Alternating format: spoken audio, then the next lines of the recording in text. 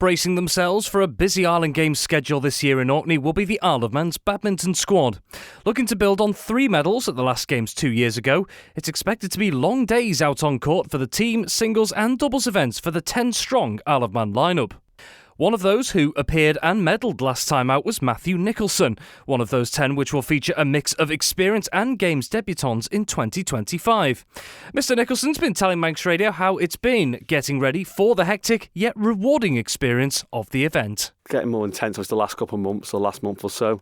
Said we've had a late change for the team, which obviously disrupted things a little bit, but in general it's going really quite good for people, it sounds like. So especially the ones off Ireland as well, seem like they're training well, and the ones here. There's more here this year than there has been, which is good for the Ireland-based players, having more players to train with as well. The local scene's been continuing as well. So how good has that been for just to keep you all ticking over as well? And also, of course, competing across in the likes of the county championships as well. Yeah, the county championship went really well this year. Our first team's got promoted to Division 1, which is the highest it's been since I've been around anyway. I'm not sure it's been back then. So players played really well away in the county division this year, and obviously trying to keep that going now, training on Ireland. So 7 of us are on Ireland now, and 3 of them are based in the UK. Whereas previous games, I think it was the opposite way around, where 3 of us were based on Ireland and 7 in the UK. So for on Ireland stuff, it's definitely been beneficial having more here. And not just the county championships, like you said, the success promotion to Division 1 for Isle of Man 1 as well. But not just that, but maybe if you look at what some of the junior players have been doing in their respective competitions as well, how strong and how encouraging, I guess, is the badminton scene on Ireland at the moment? I think this year especially it's taken a step forward in a lot more juniors going to comps away, even a lot more sort of the fringe of the county team going for comps away, and everyone keeps getting better. We keep pushing the other ones on. The juniors get better, the ones in the fringe of the county team get better, which means the ones in the county team have to improve to stay in the team, which makes a big difference to the standard of depth as well. So it's great to see the juniors especially coming in, pushing through as well. And coming into this season, there was a little bit of a structure change as well, wasn't there, in terms of how players are brought into, let's say, both the senior and junior pathways, weren't they? Yeah, there's a slight change. There's a new committee that got set up based on the performance side. So it's more looking more closely at trying to get juniors to come to tournaments away, seniors to tournaments away. So training, trying to be a bit more focused on what like technique and that sort of side of things are. Trying to help, obviously, give them the best chance to improve as they can. And speaking of performance side of things, coming back to the Island Games, really, yes, of course, it is very competitive. You're all out there to win, but how exciting just an occasion is it to take part in this? It only comes around once every 2 years. Yeah, it's really exciting. So it's been, for myself, it's probably my 6th one now. So, but every time it comes around, it's the main goal really for the 2 years. That's what you build up towards, and hopefully try and get a medal or do well, or whatever personal goals people have. But one thing people do talk about across different sports is the challenge of just how intense the schedule is. How different is that compared to anything else you'll do throughout the season? It's very different because most tournaments are maybe one day, a lot of them, or maybe 2 days max. For this, we'll start the morning after the opening ceremony and we'll finish a couple of hours for the closing ceremony. So it'll be the whole week where we're in the badminton hall. So some nights we finish about 10:30, start at 9 a.m. So it's long days and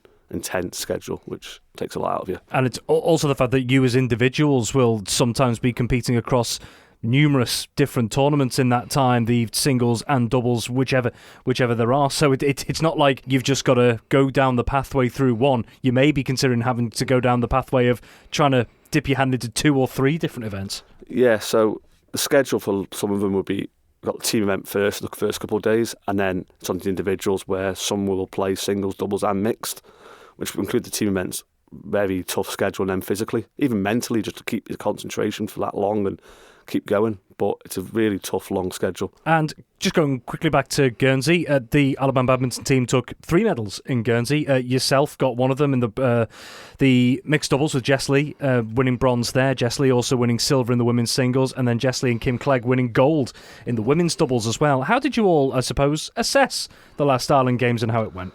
It went well. I said slight disappointment again coming 4th from the team event originally, but obviously with Jess played extremely well in individuals for medaling all 3, which makes a massive difference, even tracking myself to a medal. But it's trying to now build on that and try and maybe get 1 or 2 extra medals if we're lucky. And what would you say about the level of competition? Because like the Isle of Man has had some success, and not just in the last games, but in the previous ones as well. What does it say about the strength of the competition around you? Badminton's usually quite strong because I say Greenland and Faroes are linked to Denmark, which in Denmark, badminton's massive and they get a lot of funding through. So the example would be Faroe Islands, all their club coaches are paid coaches, which the setup there, they've got hard to compete with what we've got here. But for especially like Jess and Kim that have won gold the last 3 and Kim has won gold the last 5 now.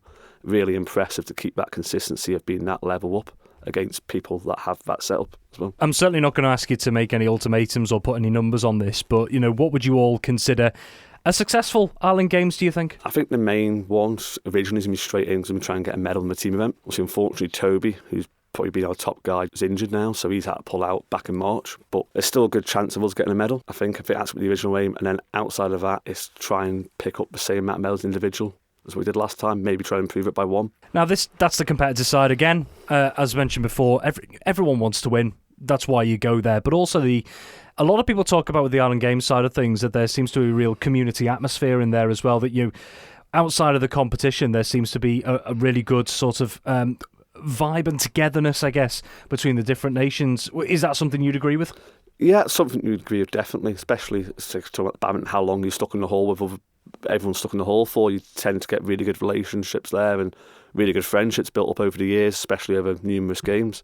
So it is a really good atmosphere to go, and it's a really enjoyable environment to be in. And how does that help, I suppose? For some people thrive on maybe having a bit of pressure on their shoulders, but some people do thrive on having that, that kind of, I suppose, welcoming atmosphere as well. How different is that compared to, let's say, going to something like the county championships? I think it's different because everyone's prepared for the Island Games for quite a long way out, and it's once every 2 years, and that's it. You aim for do as best you can, medal. Obviously, different people got different aims, but it's a different atmosphere completely, and everyone's together for that week. So it's like the open ceremony, the closing ceremony. It's even across the different sports. You see a lot more of the different sports, what you would.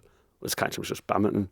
And a lot of people from different islands you just see every 2 years. And obviously the small states coming in, we see a couple of them now, probably twice every 2 years. But still, it's really good to catch up with people and really good atmosphere. And even when you're new coming into it, it definitely helps having that sort of good atmosphere around of people welcoming and sort of, although it's competitive on court, off court, everyone sort of gets along really well. And just finally, again, coming back to the schedule as well, we've talked about how intense it is. So how do you go about managing it? It would tend to be that, obviously, team event, obviously everyone's around all the time. I think, thankfully, this time we're in a group of 4, whereas the previous Island Games in a group of 5, which meant we had 3 matches on the first day, which meant we were in the hall pretty much, or 4 matches on the first day, actually, on the hall all day. So from about 8:30 to 10:30 at night, we didn't leave the hall. So this time, hopefully, that'll be a little bit better for us, just having the group of 4. And then individual people tend to be allowed to look after themselves a little bit. So if you're not playing until 2 p.m. and someone's playing at 9 a.m, you've got to look after your own competition at the same time. So you still want to support everyone and everyone still wants to come support them,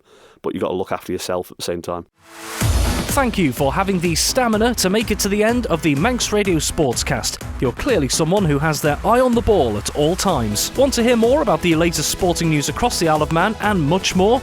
Then might I recommend you take the plunge and subscribe to this series or a wide range of Manx Radio podcasts at your favourite podcast provider, so that, in a flash, all of our finest moments take a winner's place on your smartphone. Thank you.